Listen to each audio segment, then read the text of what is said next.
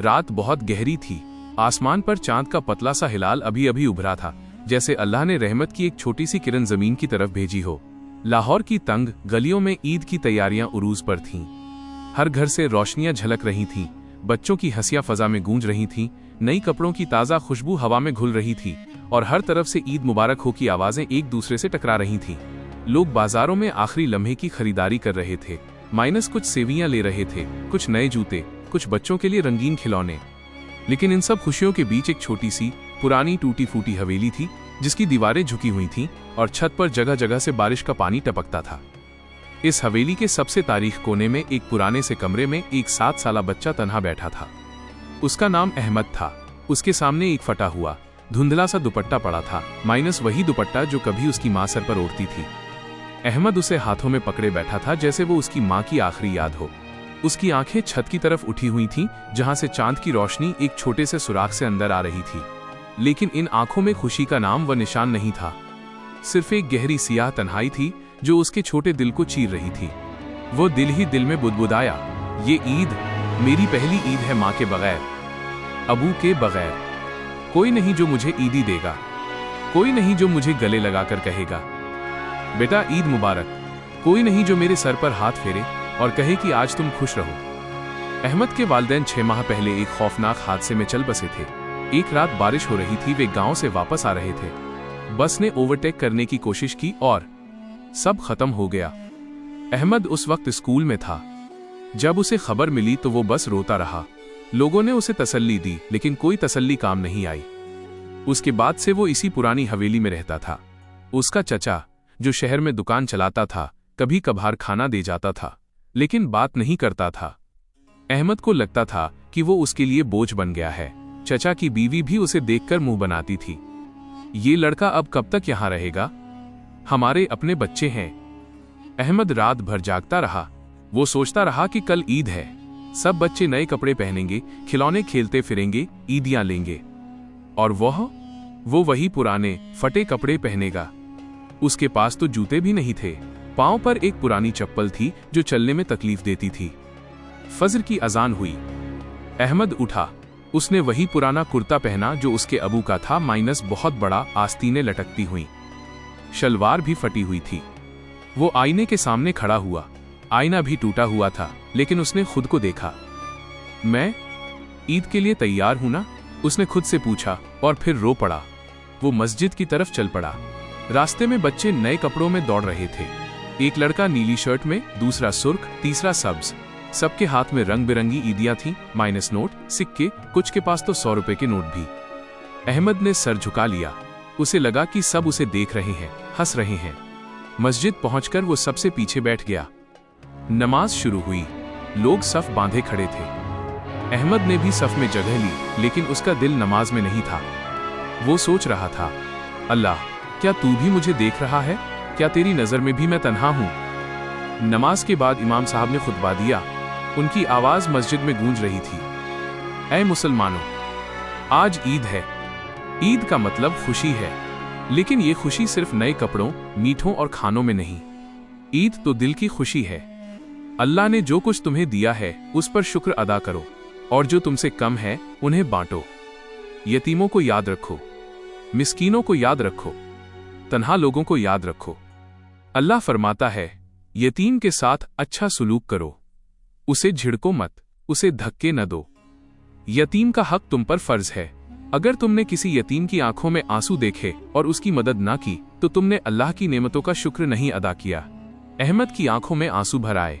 वह सोच रहा था, अल्लाह, तू वाकई यतीमों का दोस्त है ना? तू मुझे भी याद रखता है ना? खुतबा खत्म हुआ। लोग एक दूसरे से गले मिलने लगे। ईद मुबारक, ईद मुबारक, आवाजें गूंज रही थीं। अहमद अकेला खड़ा था। कोई उसकी तरफ नहीं देख रहा था। एक बूढ़ा आदमी उसके पास से गुजरा, लेकिन उसने भी नजर नहीं उठाई। अहमद का दिल टूट गया। वो वापस लौटने लगा। रास्ते में एक छोटी सी दुकान थी। वहां रंगीन गुब्बारे लटके हुए थे, छोटे छोटे खिलौने रखे थे। अहमद की नजर एक छोटे से गुड़िया के खिलौने पर पड़ी। वो गुड़िया नीली ड्रेस में थी, आंखें बड़ी बड़ी मुस्कुराती हुई। अहमद का दिल कराया कि काश ये उसकी हो।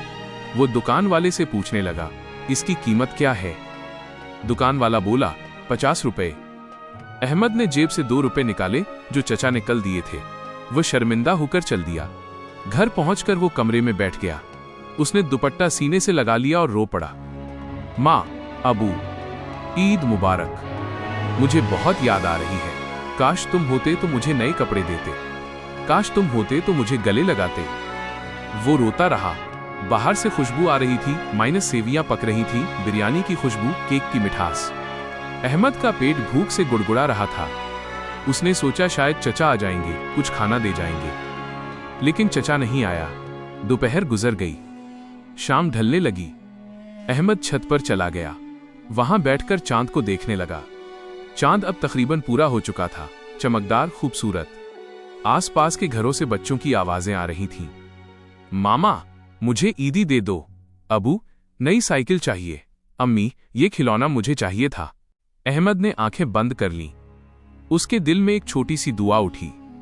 या अल्लाह, अगर तू वाकई यतीमों का दोस्त है, अगर तेरी रहमत वाकई सब पर है, तो आज मुझे कोई तो खुशी दे दे। बस एक छोटी सी खुशी। मैं कुछ नहीं मांगता, बस एक बार कोई मुझे याद करे, कोई मुझे गले लगाए, कोई कहे कि अहमद आज तेरी ईद है। इसी लम्हे उसने आंखें खोलीं। छत की सीढ़ी से कोई आवाज आई, कदमों की आहट। अहमद घबरा कर पीछे देखा। एक बूढ़ा आदमी ऊपर आ रहा था। सफेद दाढ़ी, सफेद टोपी, हाथ में एक छोटा सा प्लास्टिक का थैला। बूढ़ा अहमद के पास आया और आहिस्ता से बैठ गया। बेटा, तुम अहमद हो ना? अहमद ने हैरत से सर हिलाया। जी। आप कौन हैं? मैं तुम्हारे अबू का पुराना दोस्त हूं। नाम है हाजी अब्दुल रहमान। सब मुझे हाजी साहब कहते हैं। आज मस्जिद में तुम्हें देखा था। तुम पीछे बैठे रो रहे थे। तुम्हारी आंखों में वही दर्द था जो कभी मेरे बेटे की आंखों में था। हाजी साहब की आवाज कांप रही थी। वे रुकते हुए बोले, मेरा बेटा भी 7 साल का था जब एक हादसे में चला गया। मेरी बीवी भी। मैं अकेला रह गया। बरसों तक तन्हाई में जिया। फिर अल्लाह ने मुझे हज की तौफीक दी। वहां जाकर मैंने सीखा कि तन्हाई अल्लाह की तरफ बुलाने का जरिया है। लेकिन आज जब मैंने तुम्हें देखा, लगा कि अल्लाह ने मुझे एक मौका दिया है किसी यतीम की ईद बनाने का। अहमद की आंखें बड़ी हो गईं। हाजी साहब ने थैला खोला। अंदर नए कपड़े थे, माइनस नीला कुर्ता, सफेद शलवार, चमकदार सियाह जूते, एक छोटा सा गुड़िया का खिलौना, माइनस वही नीली ड्रेस वाला जो अहमद ने दुकान पर देखा था, एक बड़ा पैकेट गर्म गर्म सेवियां, बिरयानी, केक, फ्रूट केक और एक लिफाफा जिसमें कुछ नोट थे। अहमद की सांस रुक गई। ये सब मेरे लिए? हाजी साहब मुस्कुराए। हाँ बेटा, और ये सिर्फ शुरुआत है। आज से तुम मेरे घर आओगे। मैं तुम्हारा चचा बनूंगा। तुम अकेले नहीं रहोगे। तुम्हारी तालीम, तुम्हारी खुशी, सब मेरी जिम्मेदारी। अल्लाह ने मुझे दौलत दी है, लेकिन बेटा नहीं था। आज से तुम मेरा बेटा हो। अहमद रो पड़ा। वो हाजी साहब से लिपट गया। शुक्रिया। अल्लाह आपको जन्नत दे, आपको बहुत बड़ी जज़ा दे। हाजी साहब ने उसे सीने से लगा लिया। बेटा, अल्लाह ने तुम्हारी दुआ सुन ली। तुमने बस दिल से मांगा था। और अल्लाह देर करता है मगर अंधेर नहीं करता। रात को अहमद नए कपड़ों में था। उसने जूते पहने, गुड़िया को गले लगाया। वो छत पर गया और चांद को देखा। अब उसकी आंखों में आंसू थे, लेकिन खुशी के आंसू। वो बोला, अल्लाह शुक्रिया, मेरी पहली ईद, सबसे खूबसूरत ईद। अगले दिन अहमद मस्जिद गया, नए कपड़ों में मुस्कुराता हुआ। सबने देखा। बच्चे उसके पास आए, ईदी दी। अहमद ने भी अपनी ईदी से कुछ बच्चों को बांटा जो गरीब थे। हाजी साहब ने मस्जिद में ऐलान किया, आज से अहमद मेरा बेटा है। जो भी यतीम है, तन्हा है, हम सब मिलकर उनकी ईद बनाएंगे। अल्लाह के नाम पर एक दूसरे का साथ देंगे। अहमद ने दिल में सोचा, ईद सिर्फ खुशी मनाने की नहीं, ईद तो दूसरों को खुश करने की है, अल्लाह का शुक्र अदा करने की है, और सबसे बढ़कर एक दूसरे के दर्द को समझने की है। वो घर वापस आया, माइनस अब हाजी साहब का घर। वहां गर्म खाना था, प्यार था, खानदान था। अहमद ने सोचा, अल्लाह, तूने मुझे तन्हाई से निकालकर एक नया घर दिया। अब मैं वादा करता हूं, जब भी कोई यतीम नजर आएगा, मैं उसकी मदद करूंगा, क्योंकि आज तूने मेरी मदद की।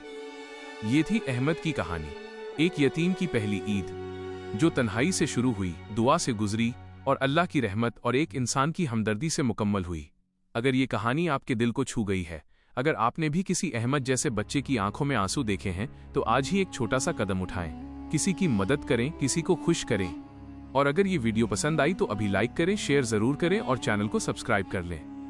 आपकी एक सब्सक्रिप्शन से शायद किसी और तन्हा बच्चे की ईद भी खूबसूरत बन जाए। ईद मुबारक हो आप सबको।